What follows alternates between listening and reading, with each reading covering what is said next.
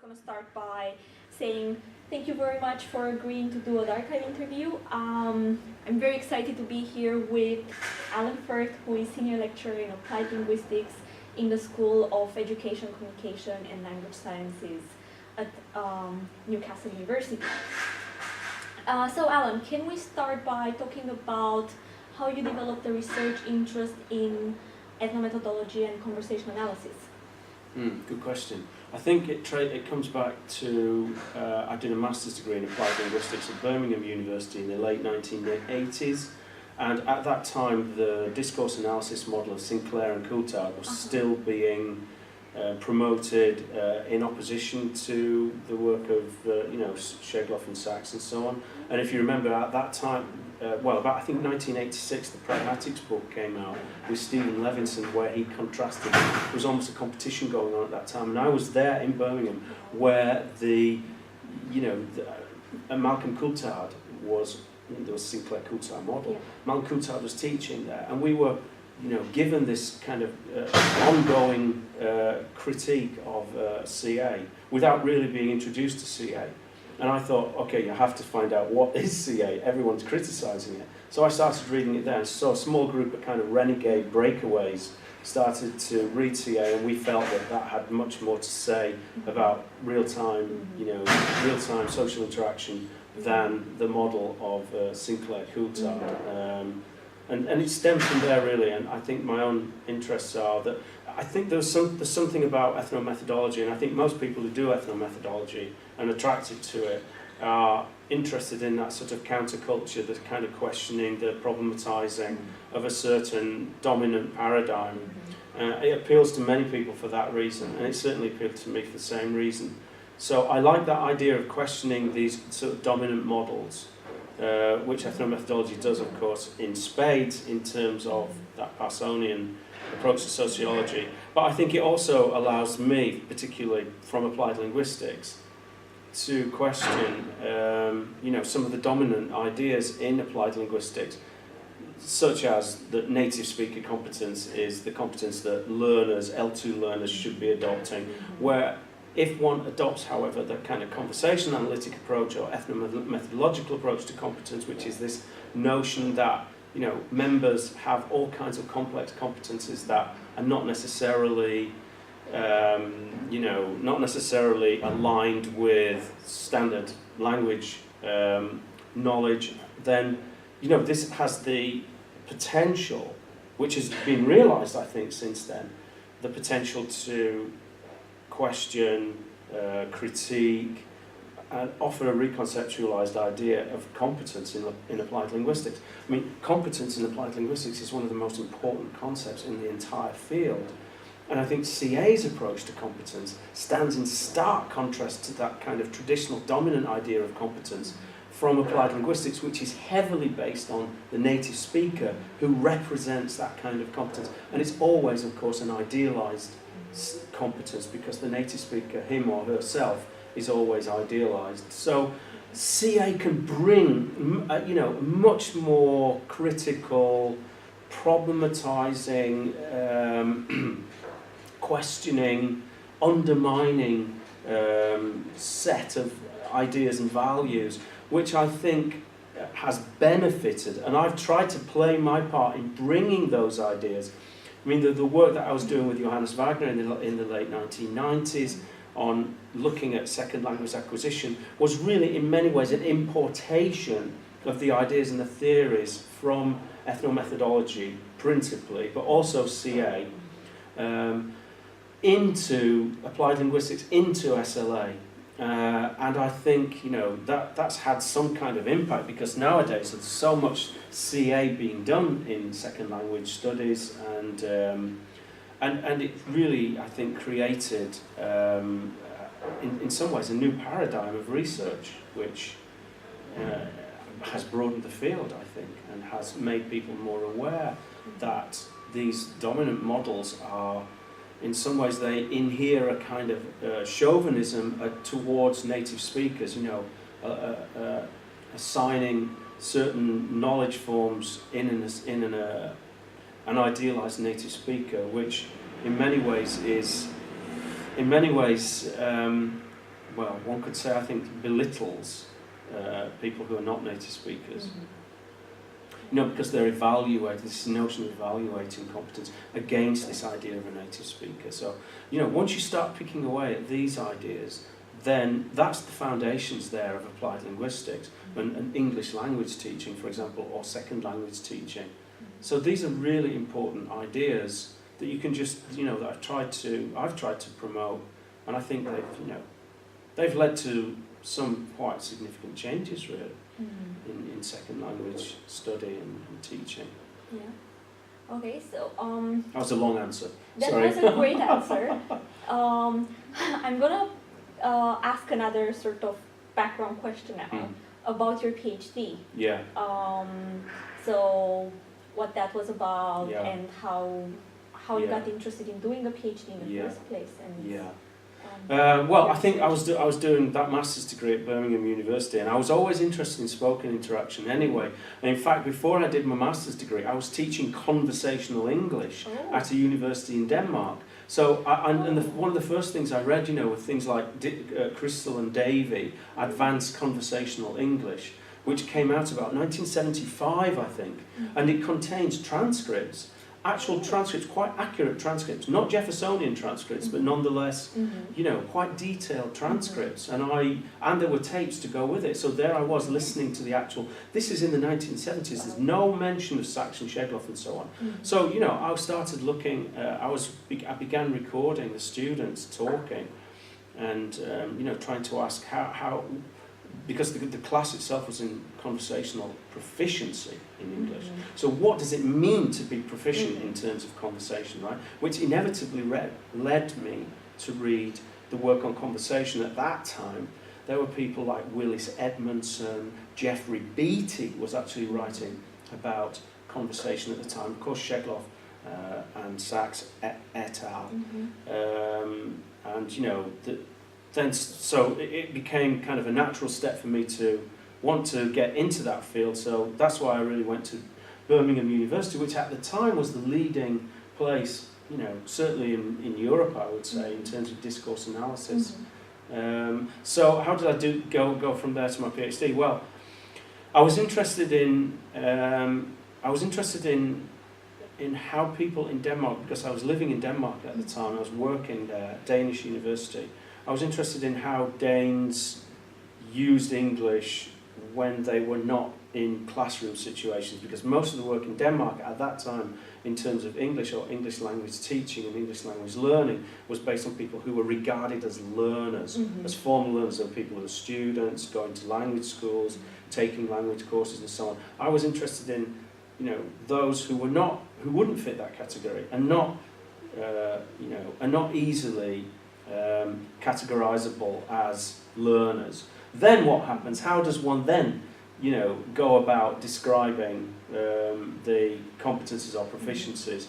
And I then managed to, through an acquaintance, I managed to get access to this dairy company in Denmark who spend most of their working hours on the telephone with different people around Europe and the Middle East and Asia, talking, doing deals, doing all this commodity trading. So I recorded, 70 hours, I think, of this. And then I went to the United States. I was at the University of Hawaii, where I did quite a lot of work there with Jack Bilmus, who was a huge influence on me. And he, of course, knew much more about CA than I did. And I worked closely with Jack. I was also working with Gabby Casper.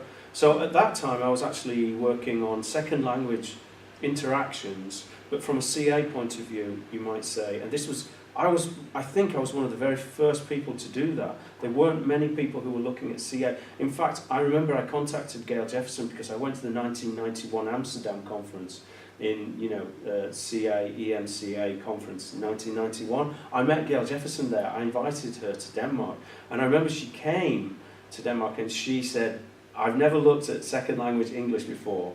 And she said, you can't do CA on second language English. It's not possible. You know, she was saying that all my kind of assumptions about, native speaker competence, they don't apply here. I don't really know what to do with that. Now, subsequently, she changed her mind about that the more she worked with second language conversations. But at the time, it was really interesting in the sense that most of the CA work that had been done had not looked at second languages, had not looked at people who were, you know, and I know John Heritage has made a comment about this. Junko Mori refers to a conversation that she's had with him. This is in a 2007, volume 91, number 5 issue of Modern Language Journal. There's a paper in there by Junko Mori, M-O-R-I, and she refers to a conversation, a correspondence she had with John Heritage, asking him why didn't CA look at, you know, second language, and Heritage has said that he didn't because, you know, he didn't regard it as a sort of relevant category. So there may have been second language speakers in, you know, in some of the data, but they simply weren't thematized because that wasn't, you know, it wasn't a category that in itself is relevant. Whereas if one is an applied linguist, of course, that category, learner, second language speaker, that's the kind of, you know, that's where everything really is centered around. So, you know, so I was really trying to bring CA and ethnomethodology to applied linguistics and SLA, second language acquisition. There weren't many people doing that at the time. And I think when I had those ideas that I've got, you know, about the locally accomplished, about members' competence, about, you know, one cannot dismiss details a priori as irrelevant. When you incorporate, and many other of those ideas which are fundamental to CA, when you incorporate them into the work on applied linguistics and SLA, much of which at that time had been using CA ideas, then you could see how they were, the applied linguists were still, while they were on the one hand adopting some of the ideas of CA and ethnomethodology, on the other hand, they were still buying into these more kind of conventional conformist ideas of native speaker competence, this idea that the learner is the only relevant identity, you know. So I just saw that as a sort of for me it was some kind of revelation that you could bring in this methodology and this theoretical grounding, which could, in many senses, really challenge and undermine the basic ideas of applied linguistics. So that's why I collected stuff outside the classroom. I felt that there was a huge need for that. No one was looking. And at the time, of course, when I was doing my PhD, there was a huge amount of interest in CA on institutional forms of interaction. I knew that the Talk at Work book, I got the manuscript before the book came out. In fact, Paul Drew, I think, gave it to me in Amsterdam. This was in 1991. The book, of course, came out in 1992, right? So this subject area of, you know, talk in institutions was something that I thought, this is really where CA is, you know, this is where the engine room of CA is right now. So that's why I kind of tried to get data from a kind of a workplace, an institution. But it was also, as I said, second language speakers, people using English. So, you know, I brought those two things together, really. Again, a long answer. Yeah, that sounds fascinating. Yeah. So talking now about your academic trajectory, so you've been working in different institutions, in different countries. Yeah. Can you talk a little bit about that experience? Yeah, well, I did, as I said, I spent quite a lot of time in America at the University of Hawaii doing my PhD. And I was able to work both with Jack Vilnius in anthropology, who knew a lot about CA. It was excellent. I mean, Jack in many ways has been my mentor. And also with, you know, my friend and colleague, Gabby Casper, who was interested in second language acquisition, and Gabby was always interested in discourse. But she and I, the more we worked together, I very much enjoyed working with Gabby. She was very inspirational and still is. But she and I, you know, we could see that we had differences because my background was more influenced by ethnomethodology, whereas hers was much more psycholinguistic. So while we enjoyed looking at discourse, second language discourse, we had quite different theoretical sort of, you know, preferences, which I think gave rise to some interesting insights in a way that, you know, we were challenging each other in terms of how we saw the data and, you know, notions of competence, for example, should one evaluate them against native speakers? One of the things at the time, for example, was that, you know, when they were doing second language research, they always had to have this sort of what they call baseline data, which meant native speakers. So you'd always have the native speaker data and then the L2 data. You'd always make qualitative comparisons between the two. And I said, you know, we really have to stop doing this because it's so chauvinistic to make these, you know, evaluative comparisons that are, I don't think, warrantable, which then led me down that track of English as a lingua franca, right?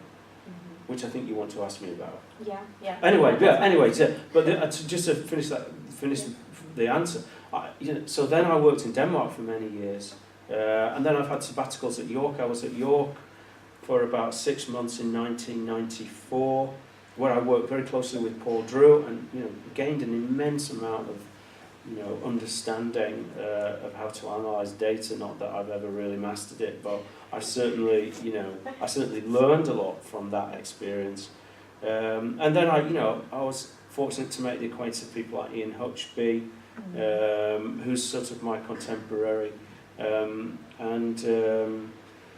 But back in Denmark then, I was one of the few people at the time to be doing conversation analysis. There was really no one else who was doing CA in Denmark at that time, amazingly enough, because now, CA in Denmark is a real hotbed of activity. So yeah, and then I came to Newcastle 10 years ago. I've also been in Australia quite a few times doing research over there, because I was fortunate enough to get a Australian Research Council grant to study telephone helplines with Carolyn Baker and Mike Emerson at the University of Queensland. So I used to, I'd travel to Australia like 6 times a year for about 8 years, and I've had sabbaticals there as well. So I've got lots of contacts in Australia.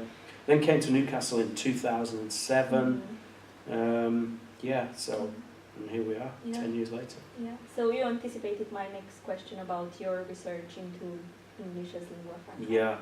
Yeah, which I think, and what I can say about that is that really came from let me say that when I started working on my data for my PhD, which is in the early 1990s, then people would say, what kind of data is that? And I'd say, well, it's Danes speaking English with other people around Europe and the Middle East who are also speaking English. And if I went to conferences, they would categorize it as non-native speaker, non-native speaker. So it would be NNS, NNS. That was the category. And there was just something that really, it made me quite, what can I say? I just felt really uncomfortable with this idea of defining someone as a non.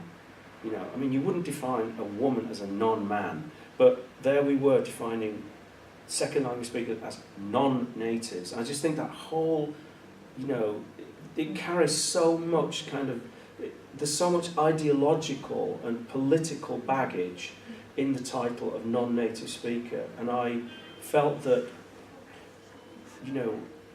what you call things is really important. The labels that we use are really important, and people like Derek Edwards and Jonathan Potter have said this for many years. The labels that we use are critically important, and that's why I'd suggested. I was actually, I think, one of the first to come up with the idea that we could look at interaction amongst I almost said non-native speakers myself. It's so seductive, the term, and it has such a powerful hegemonic force that that we are almost drawn into it. It has a kind of magnetic, a kind of centripetal sort of effect of pulling you in, and I just used it myself. But I felt that we needed to use a different name, a different term, which would take away from the idea of a non. In other words, defining something by what they are not, which was the way non-native speakers. That contains so many ideas which affect the whole kind of edifice, one could say, of applied linguistics. Because once you challenge that and offer an alternative, and I wasn't sure what the alternative was, but I can't even remember how I came up with the idea that, I do. There was a paper by Jordan and Fuller. I think it came out in 1990, very little known paper, and it mentioned lingua franca. It used this term lingua franca interactions by Brigitte Jordan and Fuller, and I thought that's possibly an answer, at least for the time being. the answers are always temporary, right? There's no solutions that are going to last. But I thought at the time we could perhaps work with this because it enabled us as researchers to jettison some of that ideological deficit-oriented baggage of non-native. So I wrote a few papers then in the early 90s and the mid-1990s, towards the late 1990s, on English as a lingua franca. I was trying to promote this idea that we should stop calling it non-native, non-native. Let's call it English as a lingua franca. And at the time I was basically ignored for years. Wow. Well, no. To begin with, I was. To begin with. It was really only, you know, 7, 8, 9, 10 years later. This is a kind of an interesting lesson as well for researchers, right? Particularly, you know, researchers who are beginning their career, that, you know, one can often think, well, I wrote that and I really like it, but it's been completely ignored now for 4 or 5 years. Exactly the same with that English lingua franca stuff. It was sort of, it didn't belong anywhere. In CA it was kind of a bit sort of sidelined. And in SLA, in Applied Linguistics, talking about English as a lingua franca was also a bit of a strange animal. Didn't quite know where to put me. But then, you know, thanks to work like, you know, fantastic dedication and prolific work of people like Jennifer Jenkins, Barbara Seidelhofer, who've really taken that English as a lingua franca agenda and created, you know, a very powerful, it's a really powerful paradigm that they've built up now. And sure, I was, you might say, one of the pioneers in that field, but you know, so many people are now working in English as a lingua franca. It's spawned this whole, you know, there are whole master's degrees now in English as lingua franca. There's journals, there's international conferences on English as lingua franca. So you know, that's really taken off. However, it's gone in a direction that I'm not completely happy with, because Jenkins and Seidelhofer, and I admire very much their work and their dedication, but they took it very much down the kind of pedagogical route. So they were interested in, you know, how does it apply in pedagogical context, and certainly in, you know, roundabouts, what can you say, early 2000s, and for the next decade, the first decade of this century, there was this idea, you know, that English as a lingua franca could be a code in its own right. I mean, it was sort of, you know, promulgated that maybe we should see it as something that replaced, you know, English. There could be a simplified form, or, you know, there was even touted the idea that one could perhaps compile a dictionary of English as a lingua franca. So therefore, what one's doing by adopting those kinds of ideas is reifying, of course, something which, for me, in principle, has always been, and in practice has always been, emergent. You know, one cannot reify by producing a dictionary or, you know, a guidebook on English as a lingua franca, something which by its very nature is slippery, is emergent. So there was therefore, by the time we're getting around to, let's say, 2010, 2013, this interesting kind of internal debate within English as a lingua franca about how does one define English as a lingua franca? Is it something emergent? Is it inherently, one might say, undefinable, you could say to a certain degree, or is it, you know, or should one be being much more specific in terms of a type of English that it entails?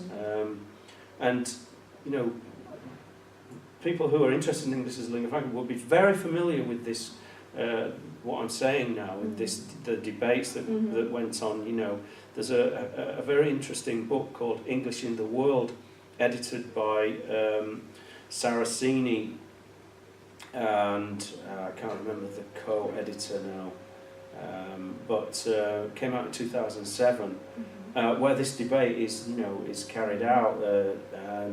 Papers, for example, by Prodromo, challenging the ideas of Jenkins and Seidelhofer. So, you know, but yeah, you know, so nowadays I'm not quite sure how I feel about English as a lingua franca. I think that, you know, my ideas are evolving very much in terms of that, but maybe we could touch on that a bit later. Yeah, that's fascinating. So keeping on the subject of your research interests, so you've Yeah. mentioned quite a few so far. You have Yeah. very diverse research Yeah. interests.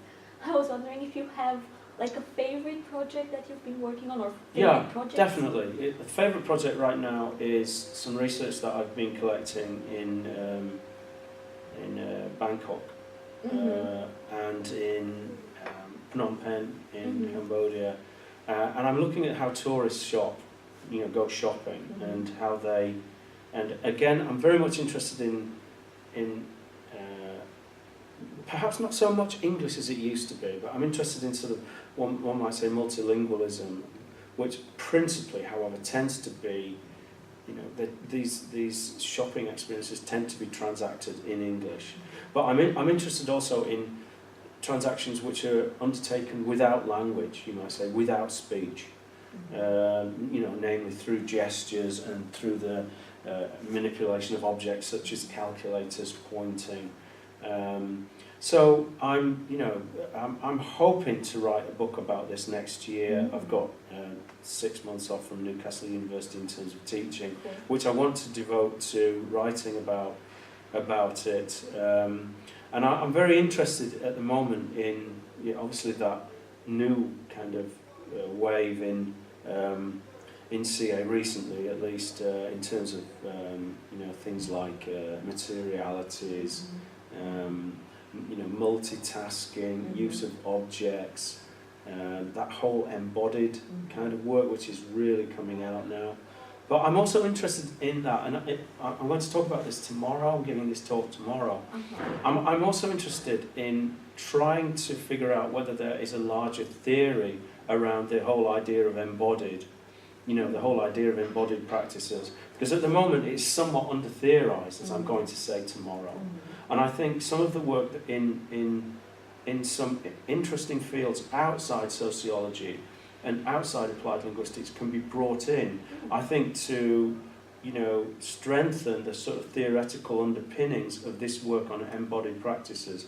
And in some ways, however, these ideas, and they're the ideas of actor network theory and new materialism, and the theory that I'm going to be talking about most tomorrow, namely post-humanism, and which essentially post-humanism, for example, questions the notion of making the great assumption that we make in the social sciences, you might say, and also in the humanities, namely that the human is the agent alone, and everything else is non-agentive. Everything else is a kind of social context. It's a kind of backdrop. Post-humanism wants to challenge that idea. So, and it's of course drawing upon the work of Deleuze, and Guattari, and that kind of rhizomic kind of idea, which I'm going to again explain tomorrow. So it offers, I think, a new kind of perspective on of how context, and this is my point, the point of my talk tomorrow, so you might not need to come to this. But the point of my talk tomorrow, though, is that competence can be moved from the individual, which is very much a CA position, by the way, isn't it? Competence is what people have in CA. That's taken as something of a truism, whereas from a post-human perspective, competence is in the environment. So that environments are competent, and therefore one incorporates a greater range of data. For example, signage and design of locale. These are all part of. They're not so these things are objects that people are using. For example, the use of calculators when shopping. These are not tools that people use as such. So we're not taking a kind of Vygotskian idea of tools, but they are objects which have agentive properties through practice. So, for example, instead of a calculator being a tool that one can use to enter numbers, the calculator itself, from this kind of post-human perspective, is an object which has agentive properties and can shape cognition, one might say. So I want to try and introduce this idea tomorrow, and I'm quite excited about it. I think it's quite, it's really inspired me to to try to question how would we work these ideas into a kind of a broader CA ethnomethodological frame. Because again, it does question some of the key ideas in CA. I mean, of course, CA has worked for many years now with these ideas of distributed cognition, for example, but I still think that's under-theorized. What does it mean, distributed cognition? Yeah. We're not quite sure about that. And to what, how is cognition, how are proficiencies, how is competence distributed? And I think CA can offer us a way in, but at the same time, by adopting this framework that I'm interested in at the moment, I think also there's an opportunity for us to question some of the ideas that we take to be rather established and fixed in CA, such as competence, members' competence, and again the role of language. I mean, because the ideas in posthumanism, particularly the work of Karen Barad, B-A-R-D, she wants to decenter language. Now, this is something, of course, that CA doesn't really do. It wants to, either implicitly or otherwise, it does see language as, that's where the main focus of attention is. And in some ways, it's quite difficult to imagine how one could conduct CA without putting, language in terms of, language as the main point of focus. So, very unfinished ideas, but I think nonetheless great potential for theoretical development. Absolutely. That sounds really fascinating. Yeah. I'm definitely going to attend. Okay. I'm glad. So I'm aware that I'm keeping you from having lunch, so I'm going to ask one final question, if that's okay. Sure. So given your experience of conducting research, ethnomethodological, conversational analytic in various settings on different topics, what are some of the, let's say, tips, ideas? I'm aware of not saying advice. I think what I always tell my students is, whenever let's say you're working in conversation analysis or ethnomethodology, obviously one should read widely and one should read the seminal texts and try, and read them several times. That's necessary. But I think at the same time, we should also read somewhat beyond the scope, including critiques of the field, critiques of ethnomethodology. Take it in, know what people don't understand about it, and I think question the key concepts. That's an interesting background noise. There's now foreground noise. I think if you read some of the textbooks in CA, you sometimes can get the impression that many of the key concepts are very well established and shouldn't be questioned. But I think there's, we should never, one example could be the idea of orienting to something, to orient. And we use that as though we understand what that means, but we don't really. It's so ill-defined.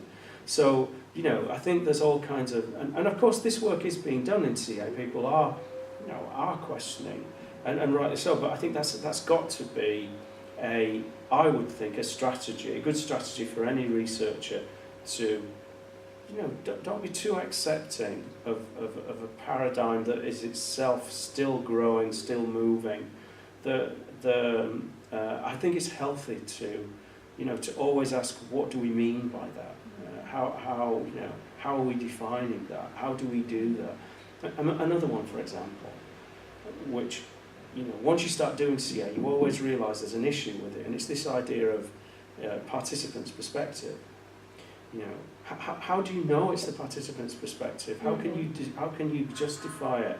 Whose participant's perspective? How is that actually? How is that operated when you're doing analysis?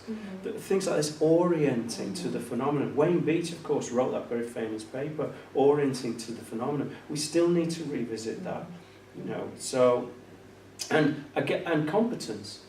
One of the first sentences in Atkinson and Heritage, Structures in Social Action, 1984, was CA is the study of, it's the study of competence, an individual's competence. how does these notions today about distributed cognition, distributed competence, how do they feed into ideas of competence, which, you know, that they're inviting us, I think, to question some of these more accepted ideas. We need to, you know, keep questioning those, you know, in some ways apparently accepted ideas. That sounds wonderful. That's one of my tips. Thanks. Thank you. Yeah, so this has been a wonderful interview. Yeah. Thank you. Thanks, Bogdana.